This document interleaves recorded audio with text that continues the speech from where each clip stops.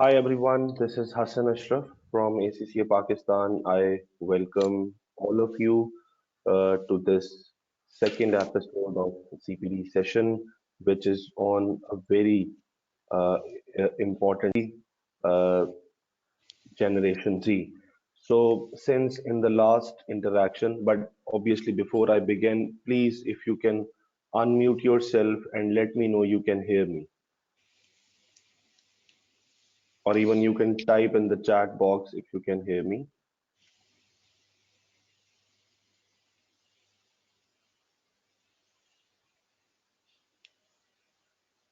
Alina, can you hear me?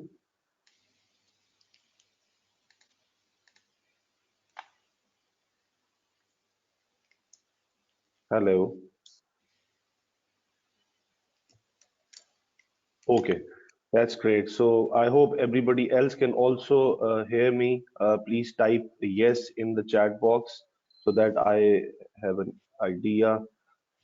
Uh, so as I was sharing with you during the previous conversations in the open house we had, the topic on the learner's psychology was the most important one because it is an important area for all the tutors to navigate the behavior of the student.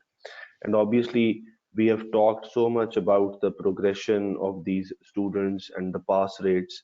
And one important aspect of this progression is relating to how these students are being navigated by us. And by us, I mean ACCA and the approved learning partners alike. But obviously, in these approved learning partners, the role of tutors, you people, is very critical in navigating this behavior.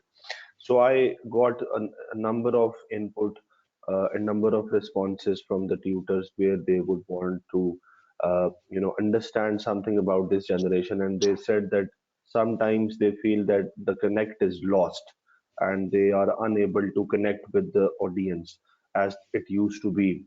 So I thought, so we actually collectively thought that it is a good idea to come up with a session where we can talk about this generation's behavior, and we are fortunate enough to have with us a very learned speaker, a very experienced individual who's been working on this topic for a long time now, who has delivered a lot of workshop, a lot of trainings, a lot of presentation on this particular topic, and whose prime job is to understand people.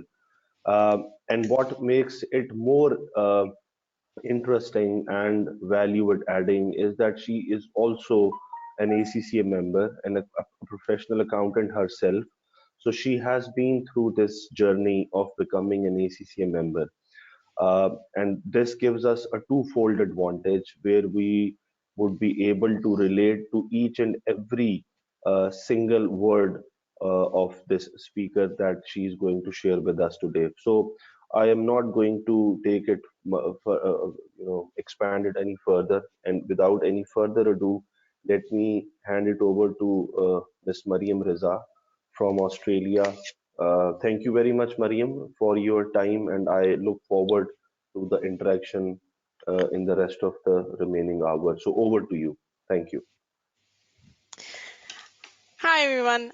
Thank you, Hassan, for inviting me, and I'm really excited today to talk about learner psychology for your next generation students. That's your Gen Z. But before I start, I'd like to do a check. Can you hear me?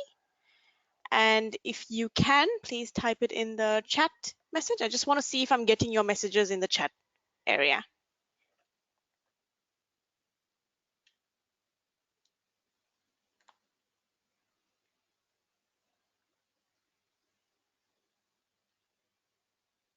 Can anybody hear me?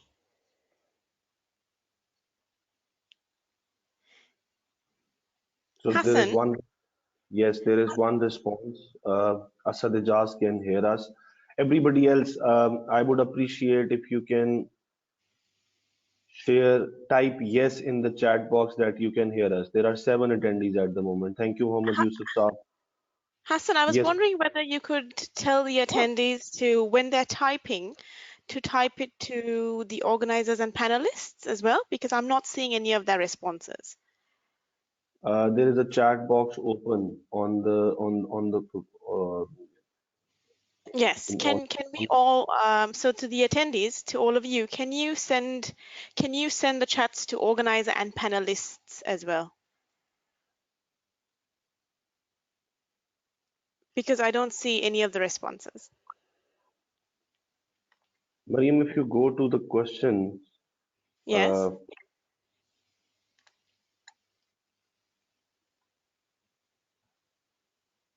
on the questions, on the right hand side in the question, if you can take this out, you will be able to see all the responses because they are unable to see any response. But anyways, I think they are all listening. I Okay. can guide Okay. on that front. Yes. Okay. So whenever I ask a question, just let me know Yeah. if you get any responses, Hassan. Yep. Awesome. Okay. Thank you. Okay. Really glad to have everybody on board today. So today, what are we going to be talking about? Really interesting. As Hassan mentioned, we do have an issue around how do we engage this next generation learners as they are different, why they're different, and all of that we'll be discussing today. So what we will be discussing today is why should we care? Why should we even be bothered about sitting here on a what is it? It's Tuesday, in the Tuesday early morning. Why are we sitting here listening to the topic? We'll talk about why we should care about our next generation students. Then we'll talk about who they are. So we'll give you a bit of background in terms of why they think like that. Because sometimes you can go into a classroom and you can go like, oh, I feel like I'm hitting my head against a wall because I can't reach out to them. So we're outlining, and as Hassan and I were talking before, why are they like that now? And perhaps trying to understand where they're coming from so that we can reach out and embrace some of their thinking. Because if we understand them better, we're able to teach them better as well. And thirdly, what we'll be talking about is how do we teach to them? How do we reach out? And for this, I've given you a 5-step process which we will go through, and that is backed by some of the psychological principles that I'll be talking about as well. Yep, does that sound good? Awesome. So, firstly, a little bit about me. Hassan has already mentioned it. Thank you so much for that. I do a lot of work around the intergenerational space. What that means is I help companies understand their next generation, either workforce, consumers, or students. So we look at trying to understand how young people think and create awareness and understanding around that. I am based out of Australia, but I do a lot of work in Southeast Asia, Singapore, Malaysia, Indonesia, South Asia, Sri Lanka, and now Pakistan as well, because I work with Harun and Hassan and the team as well. So I'm really, really happy to be with you today to talk about how we can understand this next generation students to be able to teach ACCA better to them as well. Yep, enough about me. Okay, so points of improvement. This is a nice way of saying what's going wrong. Why do we need to care? Yep. So the points of improvement, as Hassan and I were discussing before this, because Hassan was really, really concerned about making sure this webinar was related to you and that we can solve some of these issues that we have in ACCA Pakistan student cohort. So number one, we have an issue around pass rates. Number one, are the pass rates too low? And also more importantly, we're trying to make sure that they pass sooner. So not only are we trying to reduce them failing, but we're also trying to get them to pass faster and sooner because they become members better. So that's the first thing, pass rates and the total period in which they study ACCA. An average, you can go from an average of passing ACCA in 1.5 years to up to 10 years. I took about 1.5 years to pass. I'm thankful for the lecturers like you who made me study and made me pass. So thank you for all of the work that you do for your students. Some students try to hang around a bit longer. Maybe they like their friends, maybe they like studying, maybe they like the community around it. And we're trying to reduce that time because then we can move people along faster. That's why we need to care. Um, Points of engagement in terms of behavior. Sometimes when students wait too long, are they becoming disruptive in class? Are they disturbing all the other students? More importantly, are they not moving on in their life? Because the reason why you study is to get a job. So we need to move the kids along. And we already know this as well. And that's why you're sitting here listening to me. Another thing that Hassan was talking about is your mock exam participation. And this is very important. As Hassan mentioned, participation in your mock prepares them to study better, but more importantly, pass. Not only are they not doing the mock exam, they're not completing it. So we're trying to find a way of getting them to do it. and getting them to pass the mock exam to build confidence for that final exam. Why does it matter for you? Because if you pass these kids, you can move them along and have new faces, fresh faces, and a more conducive, cohesive, better environment in your classrooms. So nobody's sitting in the back or in the front making a lot of noise. We want a lot of people who are engaged. Come, study, finish, go. And also, what's interesting is KPI rewards, tutor rewards. You, as tutors, you can get awarded best tutor of the year. You could get awarded based on your pass rates. You can get recognition if these kids pass. And that is why we're here. So why are we here today? Pass rates, reducing the time they spend with ACCA, not having disruptive behaviors in the classroom, mock exam participation, and for you to get awards for all of the things, for being good pass rates, for good pass out rates, all of that as well. I'd really like to know what you think. What do you think is the issue perhaps that we have around your students in Pakistan? If there are any comments, that's where the blanks are. So all of these sheets are designed for you to write and work on as well. So tell me, let's brainstorm. What do you think is another problem that we haven't spoken about here that is affecting your students in Pakistan? So anyone who would want to speak, please press the raise hand button. I would unmute you and you can speak with the Mariam. Or you can even type as well. Yeah, so you can type as well, and if you want to speak to Mariam, do let me know and I would unmute you. Do let me know by the show of hands. Okay, so we have one uh, response from Asad.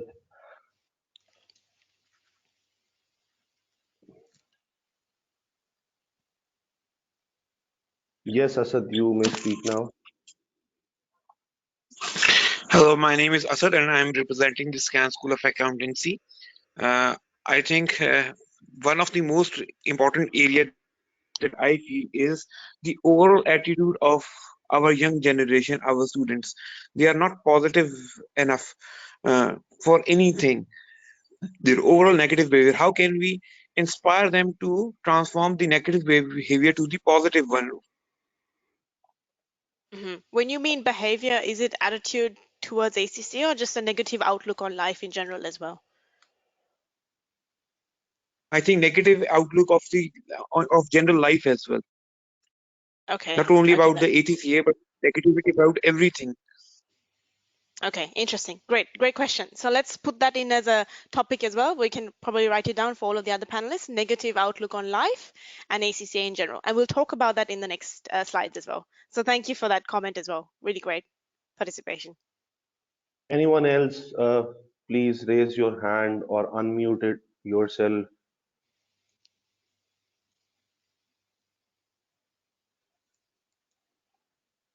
We good? Not at the moment. I think we are good. Yeah, you may Okay, carry on. awesome. Thank Okay, so now we know the problem that we have, and now we know what we're going to change. But firstly, before we get to that, then we need to understand who they are. Why do they think like this? Why are they perhaps negative sometimes? Why do they have maybe a negative outlook on life? And I think I'd like to draw you to the differences between the generations, and it comes down to this model. And I'll start right at the bottom at technology, because I think the single determination between the other generations and this generation is technology, and more importantly, technology adoption. Let me compare this to millennials, right? So millennials are the generation before them. Those are like me. They're roughly around 25 to now 40 years old, so they are that middle cohort. Hassan, are you a millennial as well? Yes, of course I am. That's awesome. Much of us will be, a lot of our tutors also might be millennials, given that we passed out of ACC and became lecturers at some point in our lives. So let me give you an Yeah, example of how this generation works so that we'll understand them better. So whenever any issues come, this is a framework for you. So whenever any issues come, I want you to think of this pyramid and think, okay, so that's why they're like that. Okay, so that's why they're like that. If you understand them better, perhaps we'll be able to tailor policies around that. So fundamentally, the difference between the technology piece is that millennials got technology somewhere later in their lives when they were maybe 7 or 12 years old or 15 years old.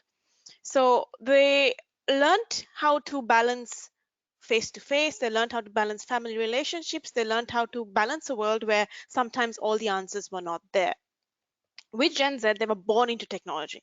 So like an arm, they can't function without it. So everything, all of their learning, all of their work engagement has to embed technology in it. If they don't have technology, they get disinterested really fast. Why is it important for you as a tutor?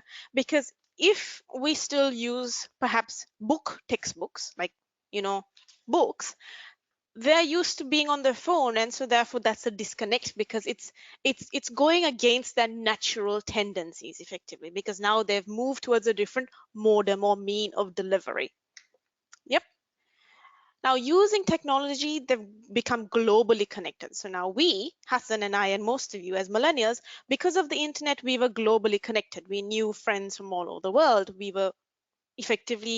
knew how to interact with the world. We sometimes didn't know our neighbors, but we knew somebody far away. But we also remember we had a life where we didn't have the internet. So we actually knew our neighbors, we knew our family members. With this new generation, technology has increased the world. They have an amazing reach, but they may sometimes can struggle with understanding what's truth and what's lies. So one of the reasons why perhaps they have a negative outlook, to give you an example, is they are viewing the world in the frame of somebody else's life. So to give you an example, a student in Pakistan might feel negative or might feel disoriented or demotivated about the stories in Pakistan because he's looking at a story in, say, America or Australia and saying, oh, wow, they have a beautiful park. They have a beautiful school. My school is not good. My university is not good. Why? Why? Because their frame of reference is global. That is perhaps why they have a negative outlook in life. So what we need to do is drag them back while still having the global outlook, drag them back and saying, look, this is your reality. This is your ground situation, which is the Pakistani ecosystem. We can work that against us as well to use that to motivate them. We can say, if you want a better life, if you want that park in Australia, study for ACCA so you can get there. So that's how you use reverse psychology to then know what they want and then work backwards to enable that. So using technology, we're globally connected, right? Once we're globally connected, we became socially connected as well. While millennials or the generation before them knew a world of face-to-face, of online interactions, Gen Z is still struggling with that balance. This is interesting because in this aspect, I see differences between the countries as well. So based on the research I was doing over the days for this presentation, I realized that a lot of the Pakistani Gen Z are still very technology savvy in terms of they'd rather connect with somebody online than they would do offline. With the other Gen Zs in all of the other countries, that is changing sometimes, and now they're beginning to realize they need to do a little bit more face-to-face as well. Why is this important to you as a tutor? That means that A, they want to study on technology, B, they are looking at some other country and not bothered about Pakistan, but C, their social interactions. They may not necessarily want to interact with you face to face. They'd rather interact with you online. So as a teacher, they might WhatsApp you a message, but asking a question in class, sometimes they might be a bit shy. That are the ramifications of this generation. And lastly, the last two is social responsibility. This is a really interesting one. See, social responsibility and work ethic. This is very interesting about the generation. So, you know how it is where, in the olden days, our parents' time, when they had to do a protest or they had to fight for something they believed in, they actually went on the streets, they made noise, they made a lot of interactions. With this generation, they care about social causes, but they'll do it on their phone.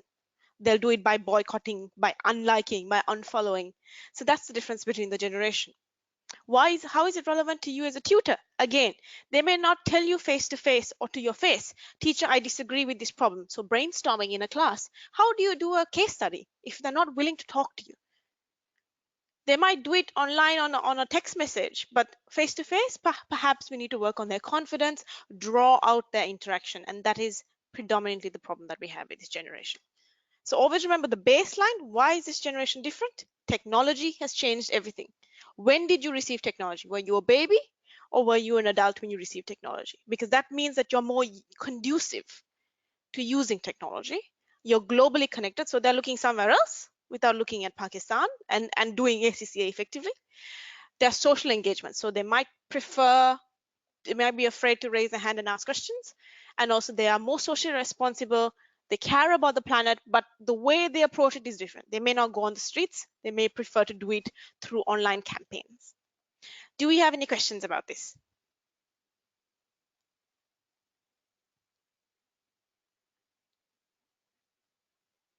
Any questions? So any question, it would be good if you can ask them rather than typing them. Raise by the raise of hand or unmute it yourself, or do let me know to unmute yourself and you may ask the question until now, whatever has been the conversation.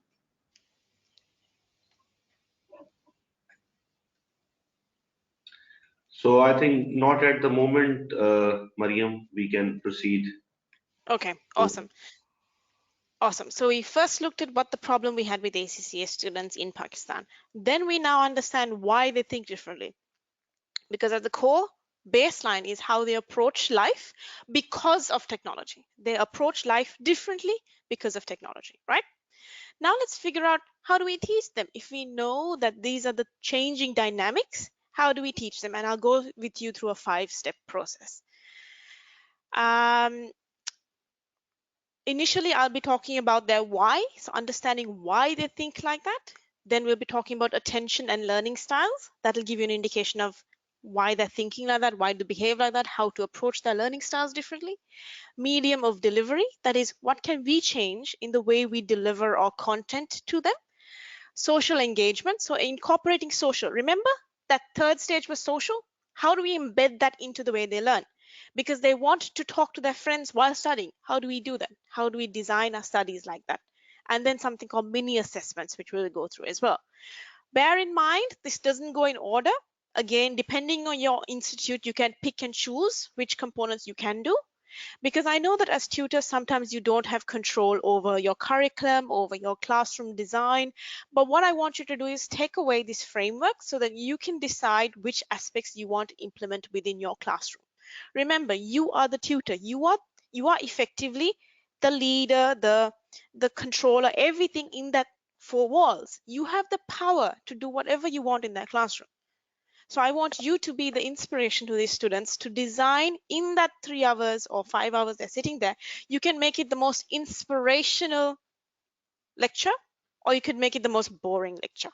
But you have the power to change that. And you can use this 5-step process or whatever you think is great ideas to change it. I know that this is also in line with the ACCA curriculum. So even though the ACCA curriculum is very hard, I know it's one of the hardest subjects to pass. Try to step away from the textbook and find ways that you as a tutor can change things around to make learning the key thing. And that's ultimately it. It's not necessarily about passing exams. It's about making the learning fun and engaging. And after they finish learning, they'll realize, well, I already passed the exams. Because what we're trying to do is remember the problems we had, right? Disorientation, disengagement, negative outlook. That's coming from boredom. That's coming from pessimism. That's coming from perhaps the fact that our delivery may not be right. So I want you as tutors to go into this knowing that you are the creator and the power in that classroom, and you can design your systems for it to be effective. And these are some ideas. You can even suggest your own, or you can just forget about it even. It doesn't matter. It's up to you. Right? Okay. So let's start with the first one. Their why. In order to understand why they're here, in order to understand, okay, so you walk into a classroom, right? There's 60 to 30 people depending on the stage. Hassan said foundation, you have about 60 people in a classroom. Professional level, you have about 30. Once you go into a classroom, what's the first thing we do? We open a book and we start lecturing. Even first day, we tell them about the curriculum. We tell them this is what ACCA is about. We're going through the motions with them. What I want you to do is actually take a step back and think about, why are they studying ACCA? Why are they there? Why am I telling you this? Because we know how psychology principles work. We know about stakeholder management. We're all professionals. We're all either accountants, we're all lecturers, we're all something, right? What is the key thing that helps you work the world, how you form the world and react to it? It's stakeholder management. Think of it like this. You go you go and see your mother on say Sunday, and then your whole family is there. You know your uncle is perhaps he doesn't like curry. Your dad, he doesn't like cricket. Your mother doesn't like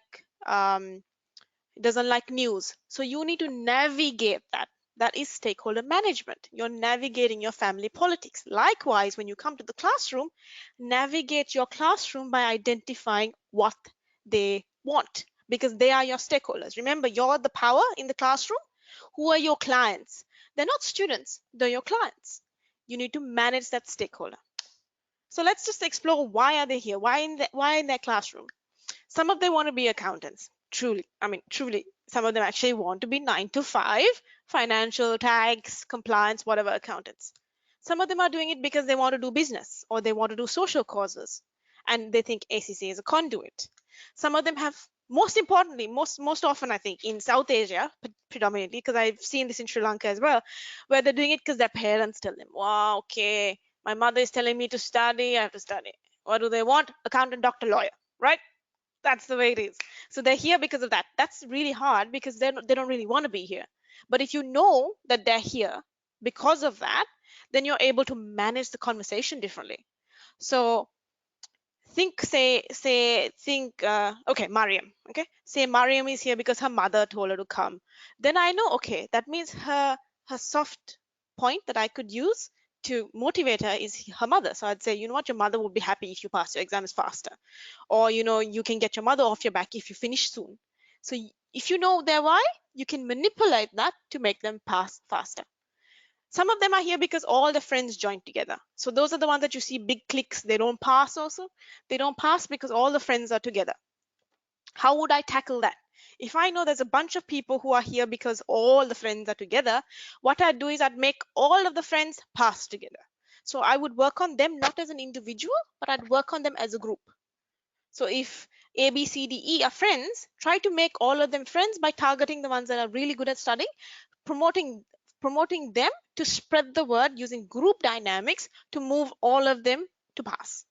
Because if all of them stay, if one stays, all of them will stay as well. So attack them as a group dynamic. And then lastly, the most interesting thing that a lot of students do ACCA for is migration, because as Asad mentioned, there's a lot of negative pessimism in the market. They look at Pakistan like as if it's a bad country. I'm not saying it is. It's one of the most beautiful countries in the world, and yet they're looking at Hawaii and thinking, oh, beaches. They're looking at America and thinking Silicon Valley. Their mind is somewhere else. Sometimes it's right, sometimes it's wrong, but if that helps you, use that to your advantage to pass them. So if they are spending 4 or 5 years in ACCA, you tell them, look, if you finish ACCA sooner, you can migrate sooner as well. That is why knowing why they want to study ACCA helps manage that stakeholder environment. So one thing I want you to do now is I want you to take, actually a question. Does anybody want to tell me if I have not covered something here in terms of why people generally want to study ACCA in Pakistan? A quick answer. That blank is for you to write an answer. So I would appreciate input so that the conversation remains interactive. Respected tutors, please unmute yourself or do let me know by the raise of hand. So Asad wants to speak again. Thank you, Asad, for being interactive. Let me unmute you.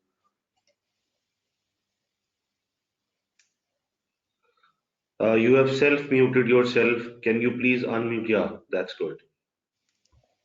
One of the reasons that they joined ACCA is they don't have left with any other option, because they wanted to do something else, but since they didn't get the admission in that, so accidentally they came across to do an ACCA, but they don't have any motivation to do an ACCA. Oh, that's interesting. That's very, very, very, very good. Yeah, and that is also correct and pertinent, Mariam. We have another volunteer, Mr. Hassan, how are you? I'm Imran from TMUC Queensbury campus, Gujranwala. Are you listening? Yes, we can. Please go Uh, ahead. Actually, in response to this question, I would like to say that especially in Pakistan, people used to understand ACCA as a shortest way to the success. They consider it a very short way to a good qualification and a good source of earning in a very short time of span. I guess this is the reason why people do ACCA in Pakistan, most of the students. Great. Thank you very much, Ikram Amazing. Saab. Can I have So your we have name, please? another, I please have didn't get your another, name. Ikram, Muhammad Ikramul Haq. Okay, awesome. Thanks, Ikram. So, Muhammad Yusuf Saab, please. Yes, I'm Mohammad Yusuf from SCAN School of Accountancy, Multan. I'm also participating that some of the students join ACCA because ACCA having a global recognition. After completing their ACCA, they may get exemption in other professional qualification, just like CPA, just like CIMA, as well as.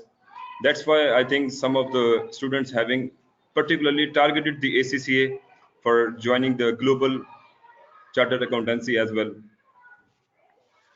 Oh, that's Okay. interesting. Yep. Thank Thanks, you. Yusuf, for that Thank as you, well. Yusuf Saab. Yeah, Okay. Mariam, over to you. Awesome. Those are really great inputs, Asad, Ikram, and Yusuf. Thank you. I mean, and for all of the other participants who are listening, I suggest you write it down as well. That ACCA is a no choice option where sometimes they have not been able to be admitted to perhaps even the traditional universities, the fastest route, and also global recognition. So how do you harness those kind of reasons if you know that your stakeholders are like that?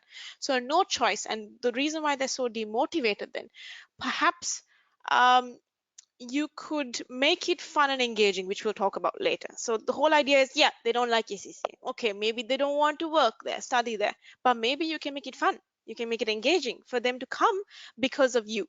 You know how that saying, right? People don't leave bad companies. They leave bad bosses. Let me repeat that. People don't leave a bad company. So say I'm working for Pakistan International Airlines. The airline is a very good airline, great place to work, I'm assuming.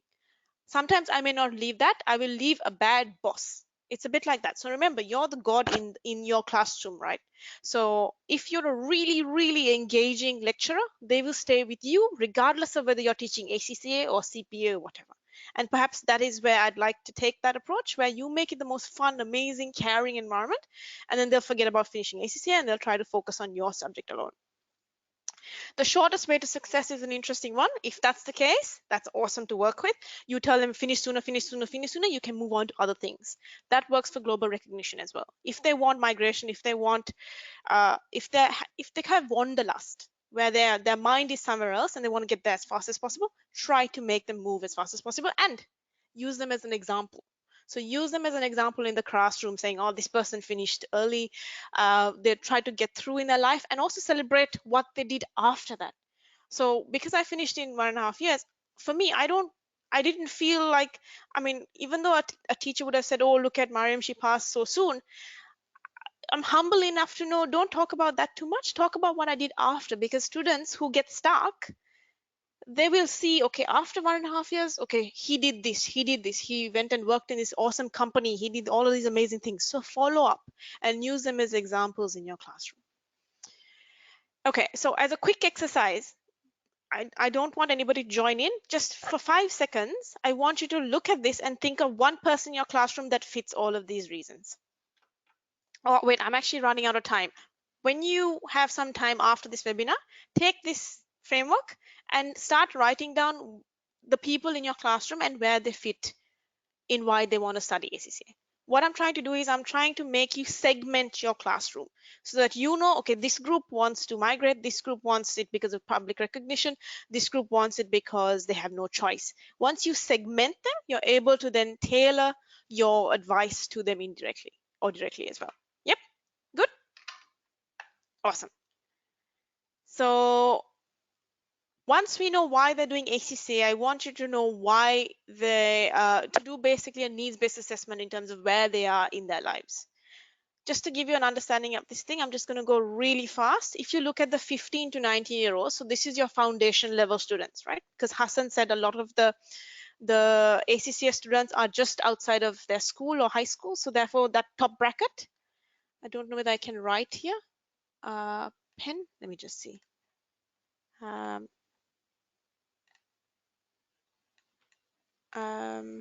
is it working? Is it working? Nope, it's not. Okay, let me just see if I can write. So this aspect, is it coming? That actually looks horrible. Okay, let's forget about that. Okay, so the top part, that's the 15 to 19-year-olds. Their key consideration is, let me try to get rid of this. There we go. People can't see me.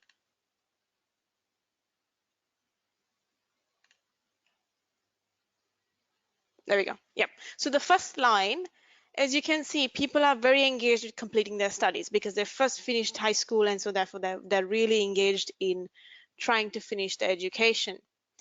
They also want to find a little bit of job, but it's not that much of a consideration. But if you move to the bottom, 25 to 29-year-olds, they're a bit older. They've finished their education and they're looking at trying to get a job. And also that light green is immigration as well. That gives you an indication that when they're coming in, they want to complete their studies. They don't want to find a job. They don't want to migrate that much. But as they move on, as their exams start finishing, they're starting to look towards finding a job. But the problem is statistics out of Pakistan is that the more qualified, this is interesting, the more qualified they become, the more harder it is to find employment. Why am I telling you this as a tutor? Because then you know midway you need to start getting them internships or engagements to start getting them working, because studying and working go hand in hand. And if you're telling me I'm a tutor, it doesn't matter to me, I don't care whether they got to get a job, it's all connected and circular as well. So if you can get them to study but do a little bit of work experience, they have an understanding of what it is like to work, and therefore sometimes their motivation to finish ACCA will increase. Right?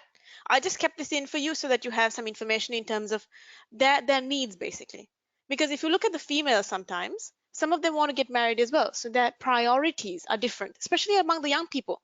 In the young people, in your foundation level, 50% of them want to finish exams, the guys want to get a job, the girls want to get married, and that gives you an indication of what their changing dynamic is.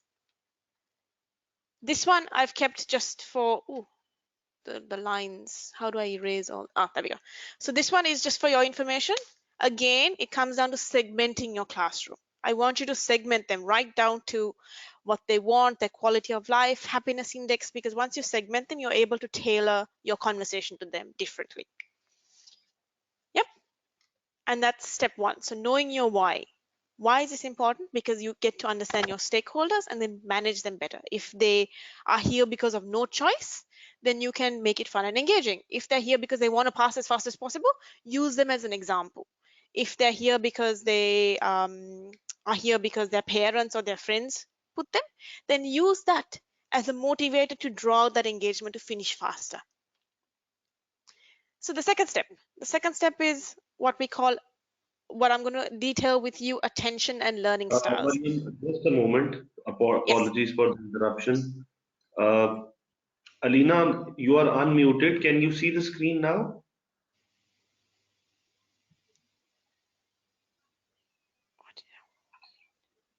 Alina, can you hear me?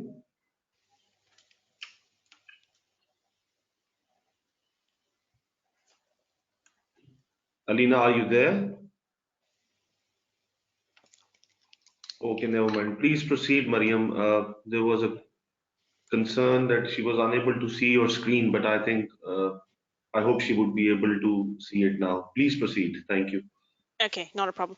So all of the things that I'm talking about, if you can see Mariam Riza at the bottom, on the left-hand side bottom, just above it are the psychology theories that you can read if you're interested in the topic. Because I know Hassan is really interested in psychology. So partly it is for all of us to get an understanding of these concepts. But if you want further reading, you can read up about some of these theories.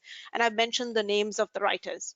So attention. Mariam, Yes. apologies once again. Yes. Everybody else, can you also not see the screen?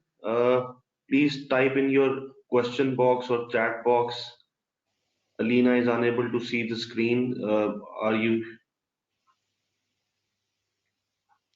No issues, Alina. So it's fine with Asad. Anybody else having issues with the screen viewing? No issues. I can see the screen. Alina, how about reconnecting? Maybe it's because of the connectivity, probably, that is making you. Thank you. Please, Mariam, proceed. Apologies once again. No, not a problem. Okay, so attention is important because as a tutor, you know the attention matters. If they get drifted, if they get distracted, they're not paying attention. And this is based on Broadbent's attention theories.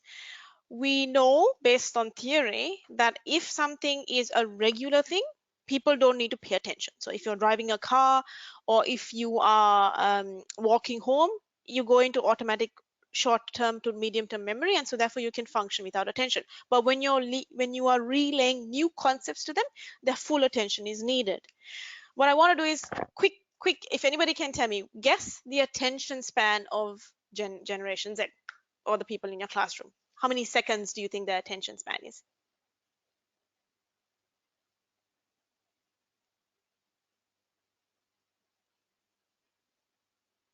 So do let me know whoever wants to contribute by the raise of hand.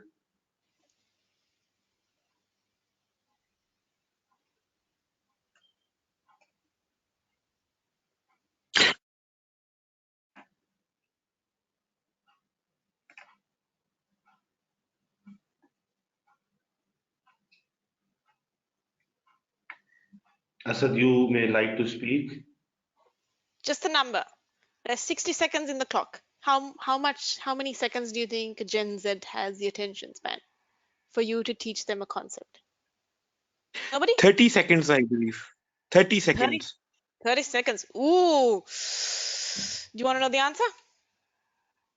Yeah, sure. 8 seconds. Oh my God. In 8 seconds, they've already gone somewhere else. The mind has already changed. And what's interesting is when I was doing the research, a Pakistani university lecturer by the name of, I've written her the name down somewhere here, Haneja Zubaira. She said what she does is, it's an interesting tactic. So these are things we can learn. As she walks into class, she gives them a 2-minute break to check their social media. And people were saying, oh, you're promoting the environment of social media. Why are you promoting that environment? But she said, if I give them 2 minutes, only 2 minutes out of a 1 hour, 2 hour class to check their Facebook, they after they check it, they put it aside and they're focused, which is an interesting strategy for us to use as well. So figure out why are they distracted, because they're thinking about something else. They're checking who liked my picture. Give them a 2-minute break sometimes. You may not agree with me, but just consider that as an option where they check their Facebook and then they're like, okay, done. And then they listen to the teacher. Then in about half an hour, give them a short second break again, another short break. So micro breaks in between a larger concept to perhaps do whatever they want to do. Yep, that's an interesting strategy. Now, because of this very short attention span, we move towards a concept called bite size or snackable content. What does snackable content mean? You know how these ACCA books are like this size, right? Like nobody can even read them. It's so long.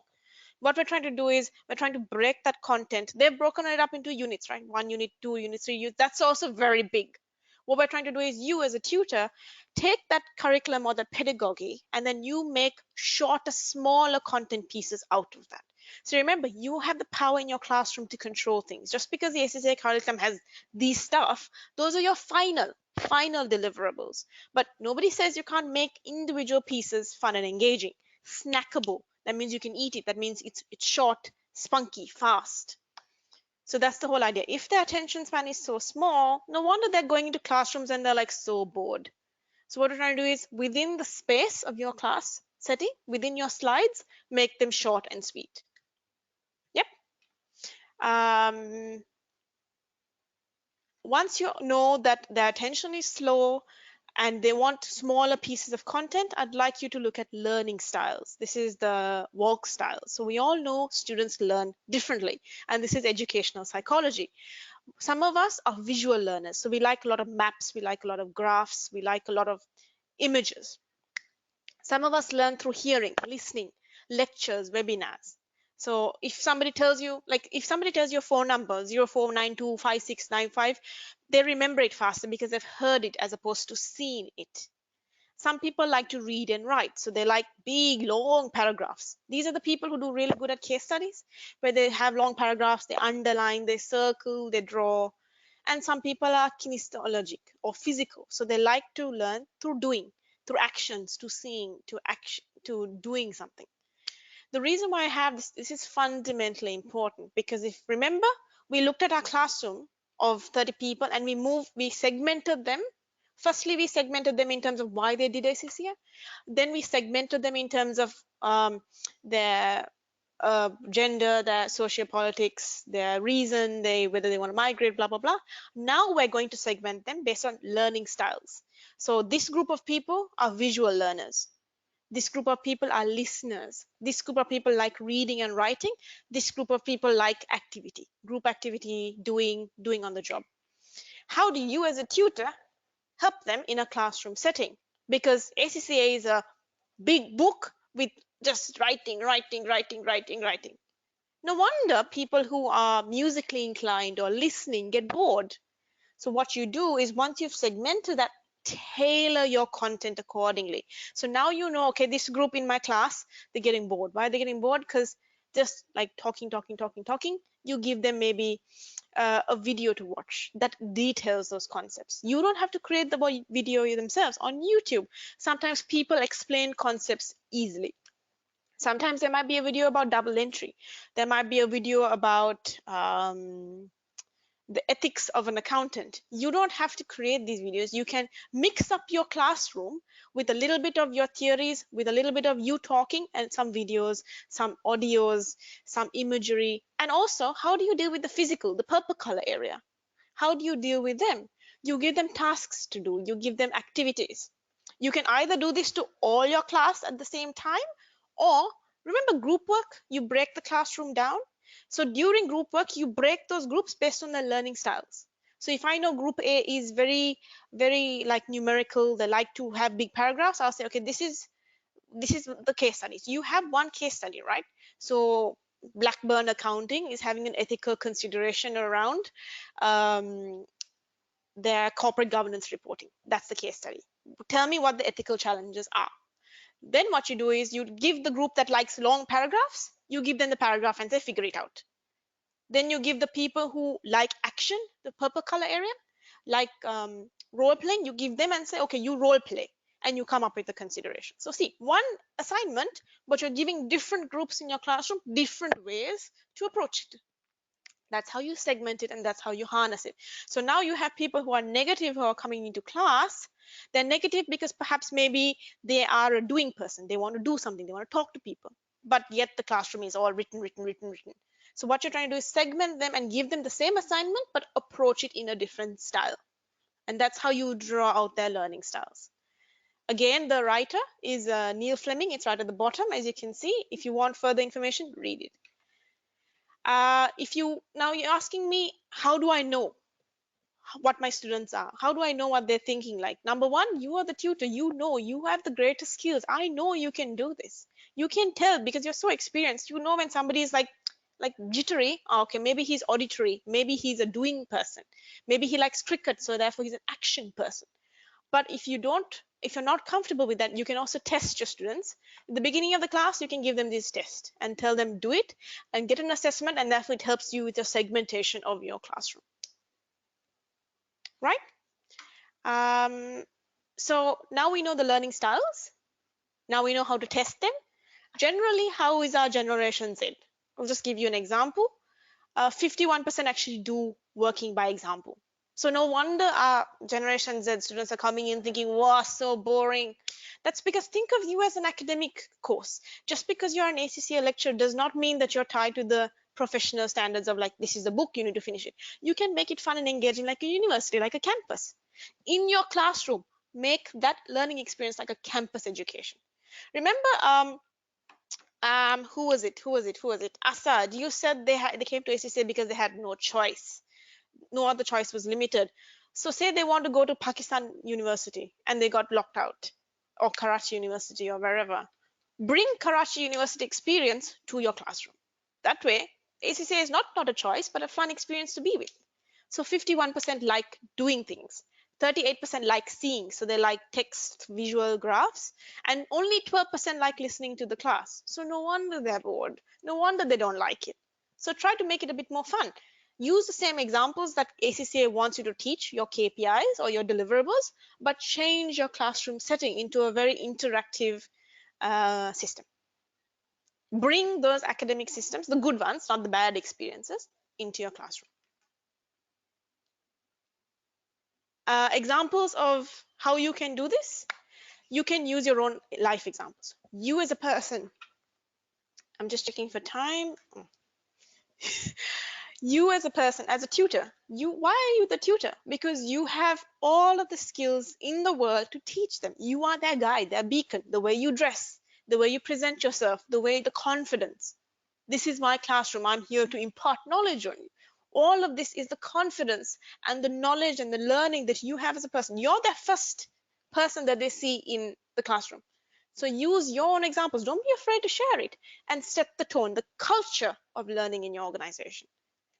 Then also working with real life case studies. I'm not talking about the case studies in the book, right? Those are like you read about Starbucks or something, or a case study 50 years ago. Young people are thinking, wow, we were not even born. Who cares about the old people? That's what they think. So use real life hot case studies that are going on now, because you know people in industry. So get real life case studies and say, how do you crack this? How would you crack it? This is a real life story. And if they say we need more information, take them and talk to people. Take them and talk to them in the real life world. What's happening is you're taking an old education system and making it new. You're making them engaged. If it's a real problem, they know if they don't find the solution, there might be repercussions. So they know there's uncertainty, there's energy, there's live social engagement. So be confident, be the person in the classroom, and also take them on journeys. Tours of workplaces. This Hassan said he already does, but work with ACCA more often to work with industry partnerships to do tours of offices. Why do we do tours? Is because this is a visual generation, right? This is the social media generation. Remember technology at the bottom? So when they go into, say, a factory tour, for our generation, we looked at the factory tour and we saw, okay, assembly line, efficiency, cost, this is how they design it. For Gen Z, it's a Facebook moment, it's a Snapchat moment. But what you're doing is, by them doing all the pictures and the selfies, what you're invariably doing subconsciously is you're making them learn. You're making them realize if they finish ACCA, they can do this. So you're making it fun, but underlining, you're layering them with the motivation to finish and pass ACCA, but also learn at the same time. So it's kind of like secret. Get guest speakers from industry. Now, guest speakers is a very interesting, the last one, the yellow color one. Your guest speakers should be people who are fun. So remember, we did segment them based on what they need, based on the requirement, why they're doing ACCA. If it's migration, get a migrant to come in and speak about how ACCA helped them migrate. If they did it because of, Yusuf said, global recognition, right? You get somebody who has used ACCA to move on to CPA or CANS or the Chartered Accountants in Pakistan to come in and speak. So even with your guest speakers, make it very relevant to the targeted audience, to your classroom, because you've segmented them. Now you know this group is not passing, they're fussing, they're complaining. That's because maybe they feel like there's no choice. Get somebody who is tailored to them. What am I talking about? I'm talking about social, it's called peer pressure. It's a social identity theory, where when people come in, they look to others as examples. So you're using your guest speakers to induce the behavior that you want. What do we want? Pass rates, time reduced, and happiness in the classroom. So the guest speakers also, don't bring some person who is so boring, but every time he comes, because he's the only one who talks, well, nobody wants to listen to him. Bring somebody they like.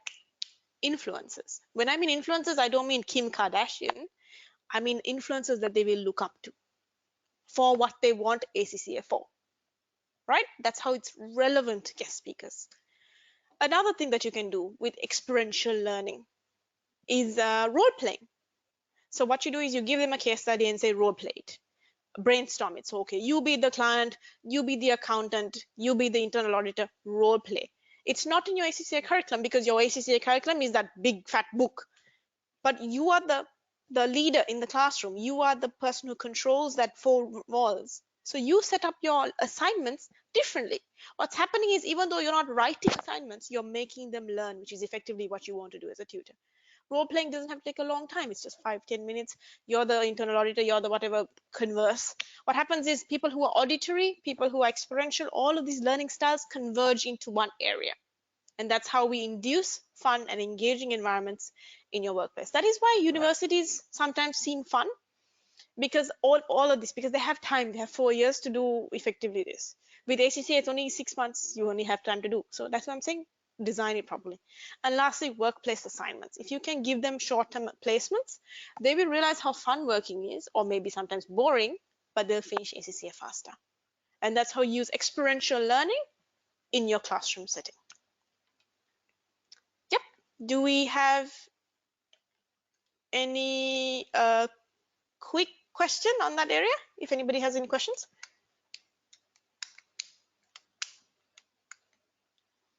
Anyone with a question, please raise hand. Mariam, if you have time, we can take it 10 minutes even after 11. I don't think tutors would have an issue with that. Please, if you can stay, I'll be really happy to finish this with you, because this is really fun stuff. I hope you're having fun anyway. Yeah, so everyone, please, if you can also type it in the question box. Is it all right if we take the session to maybe 11:15 and finish it up? Or you guys have any other commitment?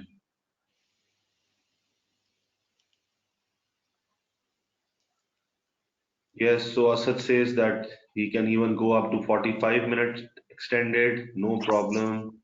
Sure. Okay, great. That's nice. That's nice.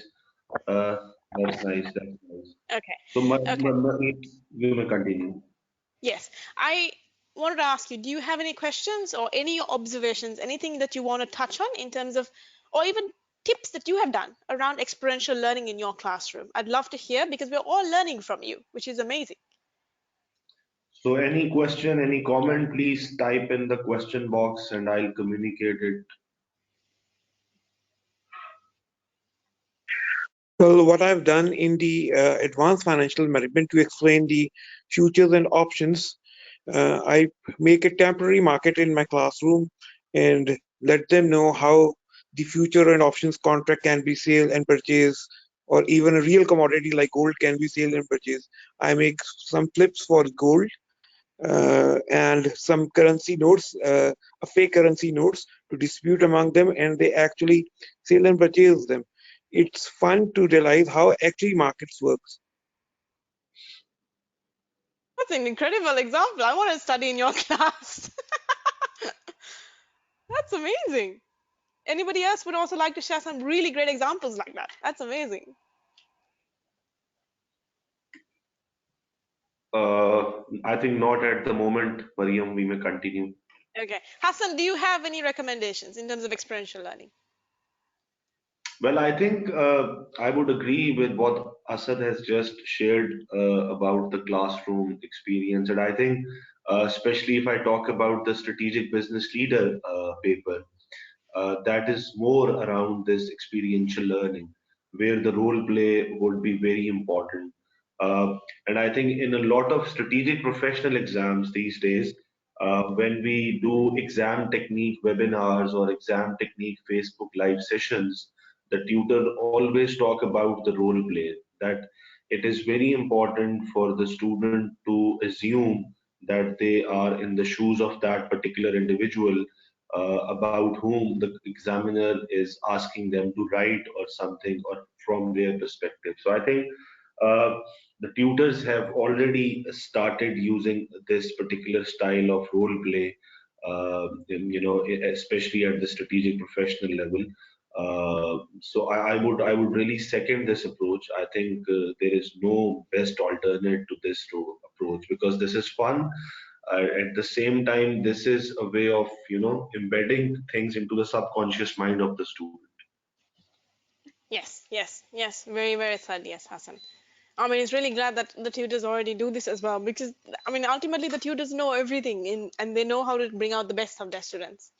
Awesome. Great. So we'll move on to the third. Thank you for participating, all of you as well. It's really, really interactive session. So the third aspect is, oh, sorry, that was open all this time.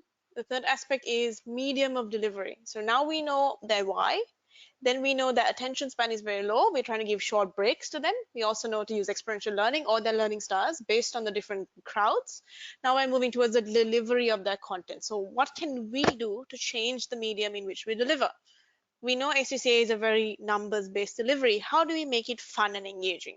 We've already touched on this already before, but I want you to focus on blending both online and offline learning. Now, this is a bit of a challenge because a lot of the material with ACCA, even though the exams are computer-based, sometimes the delivery of our lecturing sessions are very face-to-face. So how do you embed? Remember, Gen Z love technology as a piece. That technology goes from, because I've worked across industry, I know that bankers complain because their Gen Z wants all of the information of banks on their technology, on their phone. They want to know, okay, this is how much I spent today, this is how much I have balance. They're taking that expectation and moving to Facebook and saying, Facebook can tell me how many likes real time. Then they're taking that expectation and moving to their mother and their father. They're saying, oh, you need to tell me, you need to communicate only on WhatsApp. I'm not going to talk to you. So what we're talking about is that stakeholder management, the expectation, stakeholder expectation is changing. They're bringing technology into every aspect. That then means they're bringing technology to the classrooms as well. How does that work for you as a tutor then? Because while you can't change the delivery of content online from a face-to-face to an online platform, you can make short learning pieces available on technological solutions. What does that mean? You connect with them on Facebook, on chat groups, and then sometimes information can be relayed that way as well. I know this is more of how does your institute teach versus how does your classroom teach, but you can still control a little bit of those aspects. Having said that, just because everybody's going online, online, doesn't mean that offline is rubbish.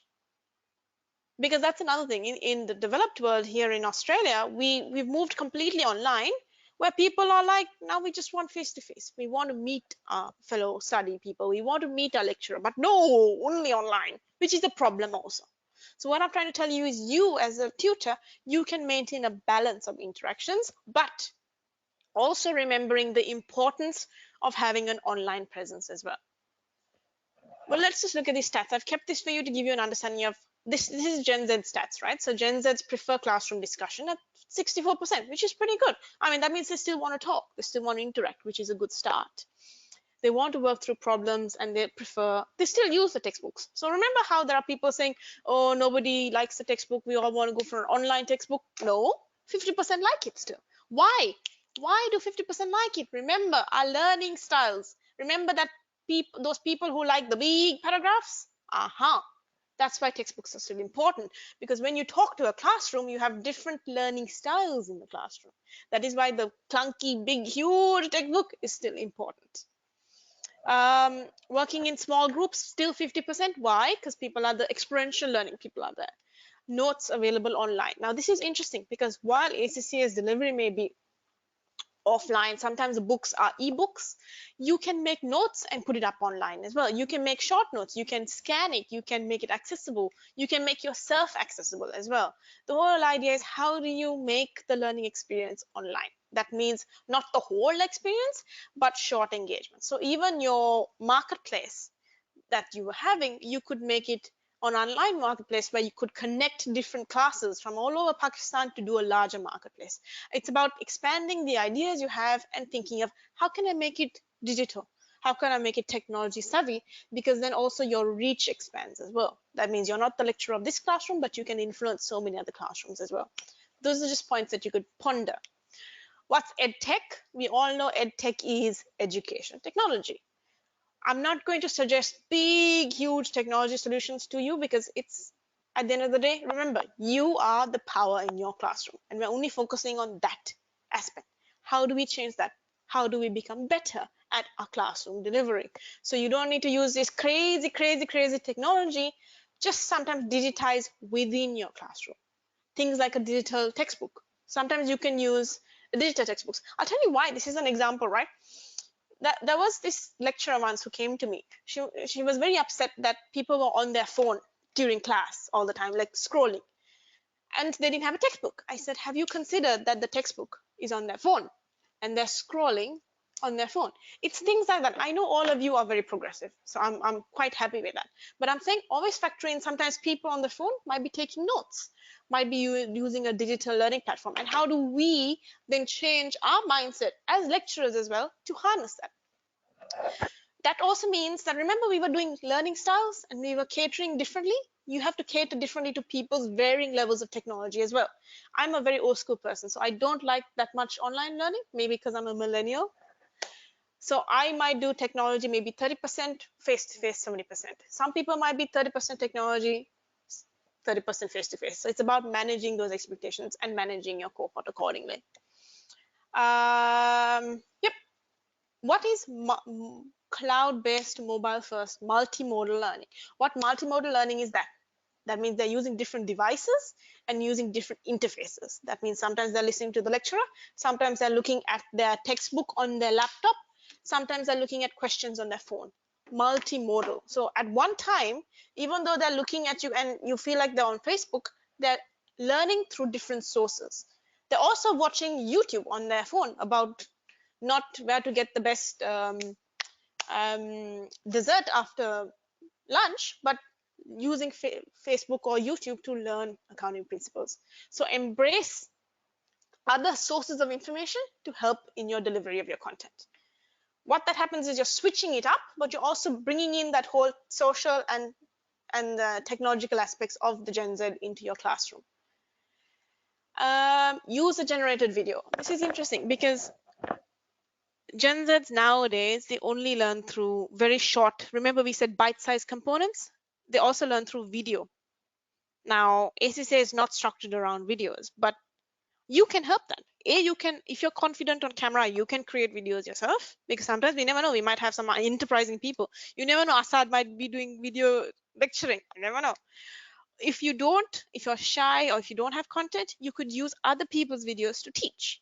So say even that marketplace that we had that example around how a marketplace works, run a video around that, or take them on a tour, or use YouTube, use learning platforms that are able to take the pressure off and make it fun.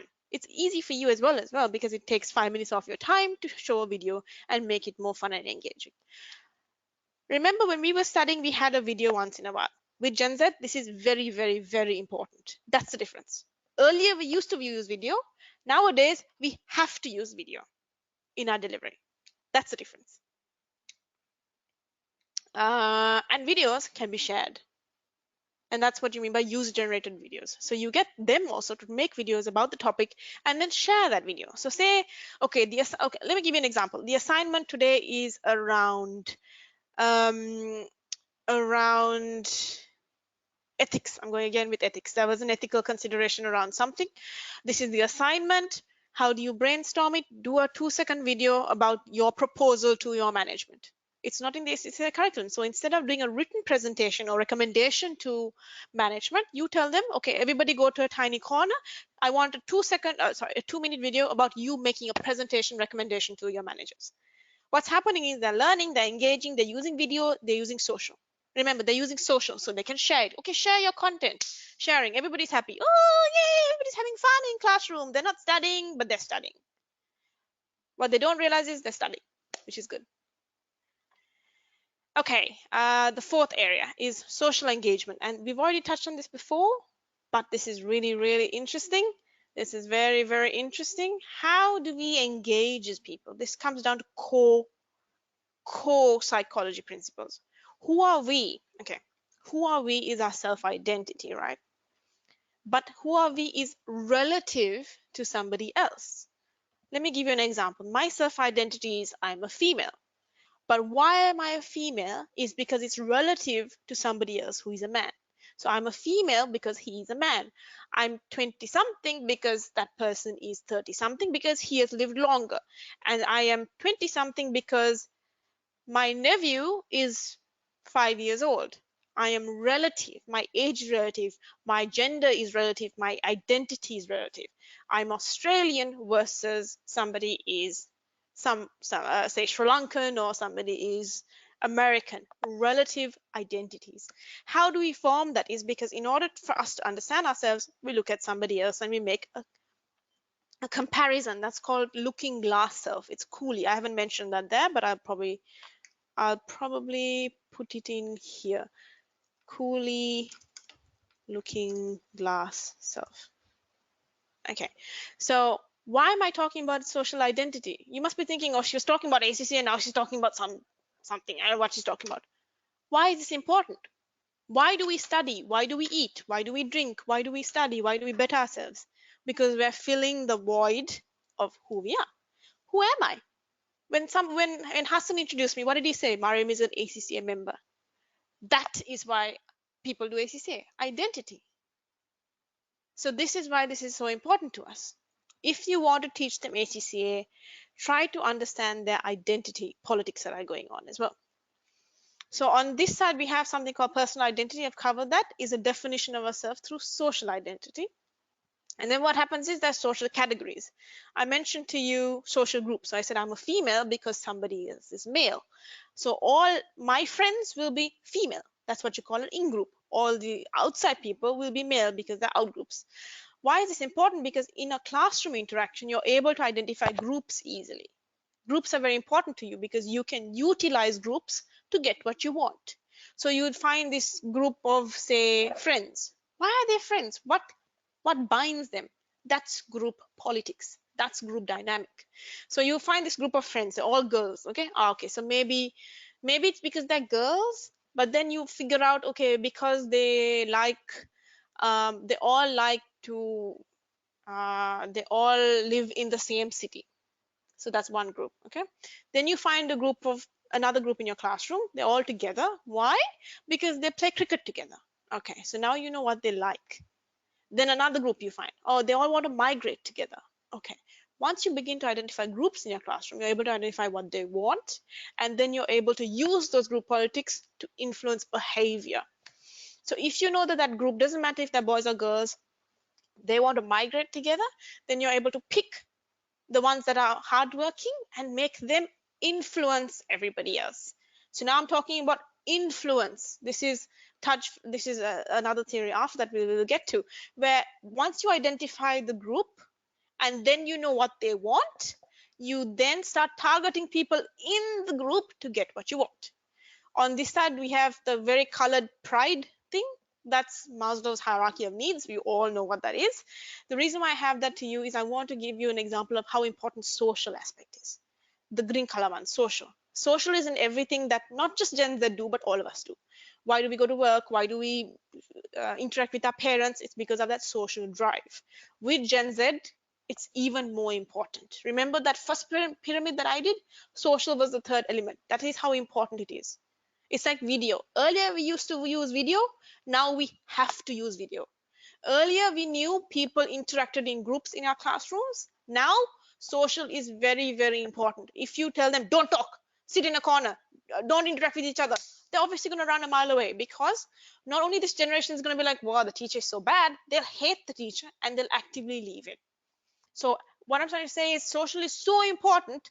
Utilize it, harness it, exploit it, manipulate it, drive it, embed it into every single aspect of your learning opportunities so that you can foster better engagement. Because when they're engaging with their friends, they don't know, but they're learning, which is a good thing. Okay, so remember, we said identify the groups, know what they want. Now I want you to focus on inside the group. Now we know that person wants to, okay, let's take the example of the person who, remember Ikram said that sometimes they do ACCA because it's the shortest way to success. So we have this group, okay, really, really smart people. They want to finish soon. Oh, we're to finish in 2 years. We have to finish now. We have to finish now. What I would do is I would then go into that and focus on the best performing students and tell them to influence everybody around them. They become something called idea champions. They become the voice or the change agents for you to embed behavior within that group. Then once that group is convinced, they will all start looking at it. This is what you call prototypical leader. So we will all try to emulate the image that we want to be. So if this group wants to finish ACC as soon as possible, and this one person in the group is finishing it really fast, I would make him the prototypical leader, saying, look at this guy, he's awesome, he's amazing, oh, finish it soon. Then I would focus on the people at the bottom end as well, because sometimes they may be struggling. How do you improve that? What are the frameworks in place? How can you give them extra support and use that idea champion to influence them to instill behavior? And that's how, this is how group dynamic works. So you are not telling them study, study, study, study, study. You're getting somebody else to do it. What am I talking about now? Reference groups or influence groups. To give you an example, remember we said that problem, why do they do ACCA? Because of parental pressure. My dad said to do it because he wants doctor, lawyer, accountant, engineer, nobody else. I can't be a psychologist, I can't be an artist, I can't be a drama person because my dad said do accounting. So if I go in as a lecturer, right, and I tell somebody who wants to be an art graduate, I tell somebody, oh, your dad told you to study, finish ACCA.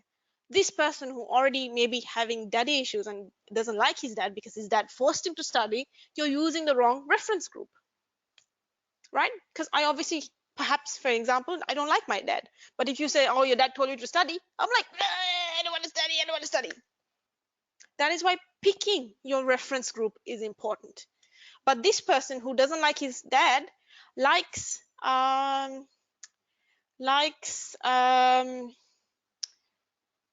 tell me a cricketer from Pakistan. Tell me no, he's a politician now, somebody else. Wasim Akram. Okay, Wasim Akram. So say he likes cricket and he likes Wasim Akram. Is Wasim Akram an entrepreneur? Is he now? Kind of? Yes, Okay. he is. Okay, good. Okay, so say he likes cricket and he looks up to his cricket law. So he doesn't like his dad because his dad forced ACCA down his throat. But he likes Wasim Akram. He loves Wasim Akram. And then Wasim Akram is quoted somewhere saying, oh, education is the best source in the world, is the best driver of people's fulfillment. I would use Wasim Akram as an influence than his parents, even though as Asians we're taught, love your parents, love, etc. But in this case, his reference group is different.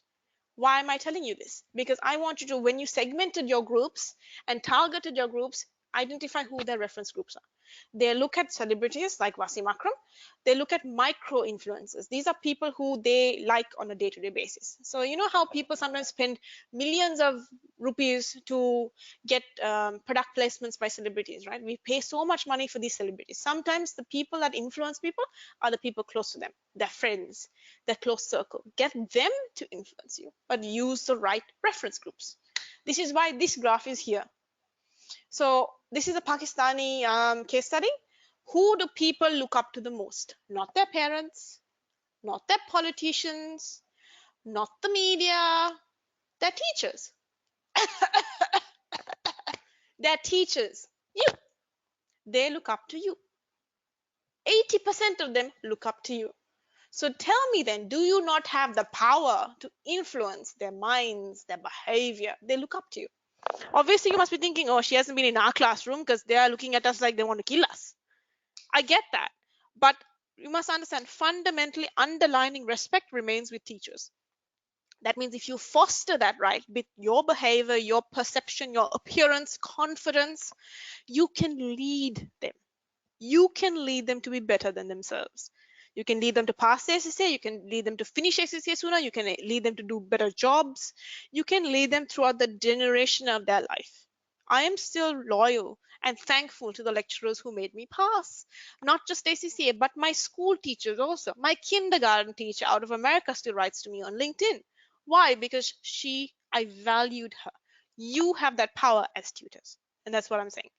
Identify groups, identify their wants, pick the top performance, the bottom performance in the middle, and then use reference groups to overlay that information. Sometimes they like Wasim Akram, sometimes they like their mother, sometimes they like their elder sister, but 80% of them like you.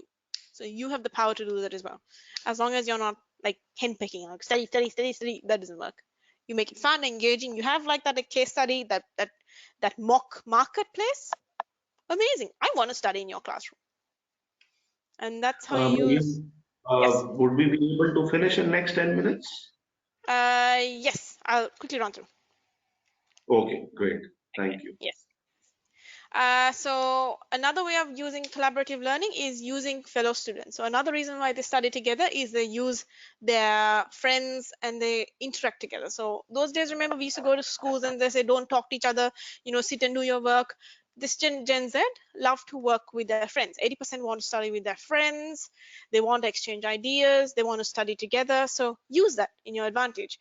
Do more classroom collaborative learning. But remember, look at your students, right? Because when you do classroom, when you say, okay, now it's an assignment, everybody form into groups, you can see some people are like, oh, groups. That means they're shy. That means maybe they don't like group work.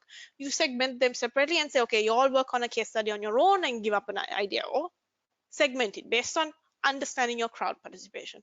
But don't underestimate the power of social learning and that social engagement within your classroom. Yeah, and then the last topic is set up mini assessments. Now, even though, and I think I've already touched this before as well, even though ACCA is one big fat book, how you teach them is your power as well. So you can set up mini assessments that are short, fun, and engaging that then eventually get them to where they want to get to as well. So first set up the mini assessments and gamify the assessments. What does gamify mean? It means adding rewards and recognitions to then act as matrices to assess those assessments. And I'll get to that later, and then provide awards and recognition for it. Then let's just get through that first. So, you have the ACCA syllabus, you design the mini assessments you want based on that. So say that marketplace was an assessment. The discussion that you had, or a case study, or role playing, all of those are assessments. Those are assessments. How do you gamify it, or gamification, which is an interesting concept, is you first identify the assessment and then you identify the deliverables or your KPIs, which is the center of the triangle, right? Gamifying is you're using game psychology or game mechanics to foster behavior. Effectively, it's like you provide a recognition or a reward to provide a behavior that you expect, right? So your mini assessments, you give them KPIs or goals. So if you finish this is the right answer, this is the wrong answer, that is your KPI. Then at the top of it, you provide rewards for it. So those who win the assessment either get a few marks or a lollipop, or maybe a free ticket on the school trip in like a school tournament, things like that. Vary your rewards based on the audience that you have. Okay, so that's internal, right? Your assessments, the KPIs, and then the rewards on top of that. Then you set up tournaments, compete against the classrooms, collaborate against the class. Remember social. We're trying to induce social. So this group collaborates with this group or competes with this group. So use collaboration and competition carefully, because they're both very dangerous matrices. Competition may demotivate people because they're like, oh, they're so good, I'll never be able to win. So collaboration as well. So use those tools carefully, and then have a leaderboard. What's a leaderboard? A leaderboard is like a marking system. This is known. We do it in school systems, but we only do it at the final assessment or the mock exam. By the time they come to the mock exam, they're already bored. What we're trying to do is foster an environment of mini assessments, that the mock exam is not like, oh, big test. That's how we're going to do the mock exam participation. Hassan said the participation was at 15%. If we have mini assessments, where this is what you call reinforcement, what a psychological principle, we're reinforcing the culture of like fun assessments, so that when the mock exam comes, they're already conditioned. This is called Pavlov and Skinner. This is reinforcement theory. If you do mini assessments every week, and not an assessment, not like, oh, now test time, everybody open your books, we're going to do a test, a fun, engaging role-playing session, you sensitize them in a culture of reinforcing them to be slightly tested all the way through. When the mock exam comes, it's one of those things that they do.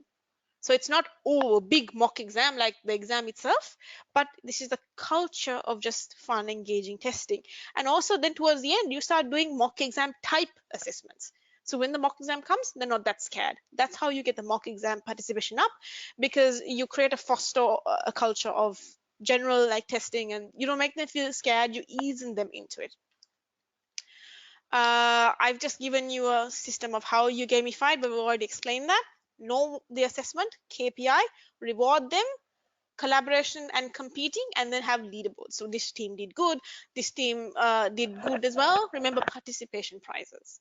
And then lastly, awards and recognition. Now this is big. So you can either get ACC. Now ACC and Hassan already do awards around the top prizes, but who said you can't give awards in your classroom? Remember, sometimes your institute will give awards as well, but you, remember, you're the controller of people in your classroom. So give mini awards in your classroom. Every day, give out awards. Say, okay, we're going to have a student of the day. We're going to have a cricket tournament, and we're going to give a free bat, or I will take you out for I will buy coffee today for all the students in the class if you do this. Those are awards that you're giving because you can control your classroom. You can control your classroom, so you give awards based on that. And awards shouldn't be given only to the top performance, but also participatory prizes, interaction prizes, the greatest idea, creative thinking, things like that. That way you foster people who are also shy, who don't want to talk, or people who are the bottom end of the students. Because what happens is the way our award systems used to work is only the top prizes only get, and everybody else just gets demotivated. Give them prizes for participation, for creative ideas, for innovative thinking, things like that as well. And lastly, remember we're the social media generation, so publicize it on social media. Use social media as a mechanism to spread the knowledge. Remember, on one end, you can see that they use social media to learn. So they're using YouTube, Facebook, WhatsApp, Line to study, but also use that to spread the awards that they win, spread the tours that they go on, spread the guest learning. Use embed. Don't be afraid of social media, because this generation, for them, it's like their third arm. So if you say no Facebook in class, they're like, oh, it's like no water for them. So don't be afraid to use social media in your classroom for your advantage. If you're ahead of it, you can control it as well, and you come off as a progressive teacher, right? So this is the action blocks. Find their why, identify they have a short learning span, and then use different learning styles. So segment your classroom based on why they're doing it, based on their learning styles. Then deliver content effectively according to those learning styles. So your delivery will be video for some, offline for some, online for some learning, some big text paragraphs, some experiential tours. Use social engagement. So use peer pressure, use their classroom collaboration, use reference groups. You as the lecturer, 80% of them value you. So be that example, be that person they look up to. And lastly, use mini assignments to create a culture of fun, engaging assessments, so that when the mock exam comes up, they don't feel like it's a test. They've been sensitized to an environment. Give awards based on that, and more importantly, don't be afraid of social media. So use it in your classroom so that you can control that interaction, to spread the message, to provide learning, and more importantly, to share all of the awards and recognition that they get. That's it. Do we have any questions? We do have some references also. The slides will be sent to you, so read it if you like. Any questions? Sorry, I ran out of time. I'm so sorry. Great. Thank you so much, Mariam. Very enlightening, I must say. So anyone having any question, unmute yourself or share with us by the show of hands that you want to ask a question or you want to comment.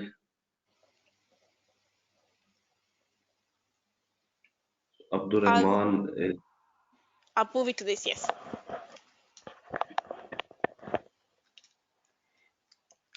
Abdur Rahman.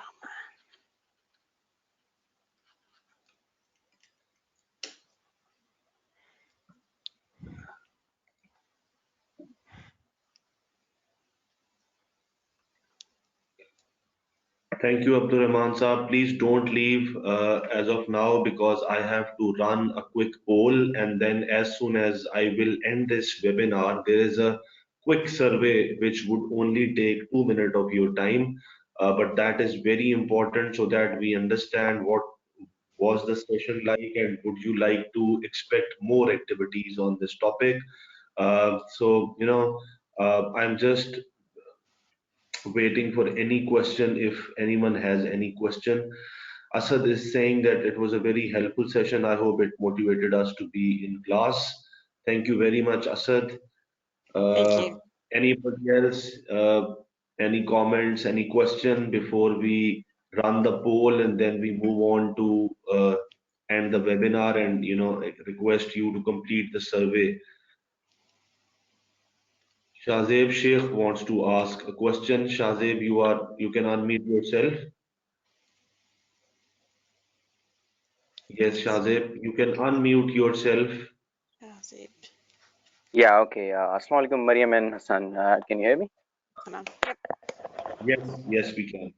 Yes, tell me. Yeah, okay. Basically, I would first say that it was a very good and interactive session. And basically, I like the way you presented it. I can see you, but that is basically the greater way. Through your smile and through your expressions, I would like to second that these are very important within a class, that how you look and how you present it. If it looks upon your face that the what you're presenting, it's quite boring. If it looks upon the tutor's face that the what they are presenting, they do not believe it, then it is quite a bizarre thing for students to also believe in them. Then the role playing thing, everything goes into the bottom of that.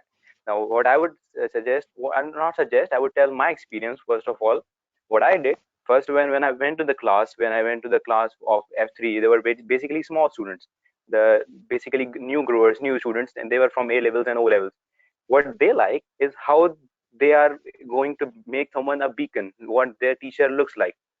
So how I went into the class, I wore a normal shoes. When those students were not that interactive. The next time I went in the class, I wore a blue shoes. There was a blue shoes, just the color of the shoes. That I've read a psychology somewhere that people, first of all, when they look at you, they look at your shoes. Wear good shoes. Okay, I would like to going and implement that. I went in, I wore the blue shoes. When I ended up, they were more interactive. Like, where did you get that shoes? And at the end of the session, they asked that question, where did you get that shoes? So their attention was like, it may have increased from 8 seconds to 15 seconds. The increase in their attention. More of than the movement of the teacher and how the teacher looks upon. And other than that, at the end of the session, I told them, when you'll be an SEC member, you'll be getting to wear these shoes as well. Oh, So there was wow. a laugh around it and all thing and all that. So what they said that it is very difficult and all, and I said no problem, we'll guide you towards it. No matter the paper, we'll guide you towards it in and off the class. So they were like more interactive and they joined in the session. So I'd like to second that the expressions on the teacher's face are like you said, Mariam. I would second you on that. The 80% the teachers have the power, so we should utilize that power and never let the students go below 80% on from their trust on us. True, true. Beautiful, amazing. I love the example of the shoes. Amazing. Thank Welcome. you for Yeah, sharing. thank you Yeah. Thank very you for much, your time. Shazeb. Thank you very much for sharing this interesting example. And I think that's one thing what Mariam has also talked about. Uh, so interesting. Any other question from the audiences? From, Or any comments as well, any learning experiences that you could share, yeah, like definitely, Shahid. Pranasab, you will get these slides. I will share a PDF file with all the attendees right after this session is ended. So you will get all this content in the PDF file. Okay, I think no question as of now. Mariam, thank you very much once again. It was You're an welcome. interesting Thank you. session, very enlightening, very knowledgeable. I feel myself that for me, 2 hours of CPD, you are great. You made me complete 2 hours of CPD as we are approaching the CPD declaration time as an ACCA member as well. So it was an interesting session. Thank you very much for taking time out. Thank you very much all the tutors for taking time out. I hope you enjoyed it. And I am going to end this webinar, and after that a separate window will open on your laptop screens, and that is a 2-minute survey, which is very important for us to gauge that how did you like this session, and also would you like us to convene more activities on this topic, and even maybe invite Mariam to Pakistan for a face-to-face delivery as well. So that's also something we would like to explore with you. Once again, all the tutors, thank you very much for taking time out. I look forward to see you soon, inshallah, in face-to-face interactions and in the upcoming webinar as well. Mariam, have a very nice day. Thank you. I'll be in touch. Thank you very much. Good to talk to you. Thank you, everyone. Allah Thank you for Hafiz. coming and Bye staying. bye. Yep. Thank you. Bye-bye. Bye.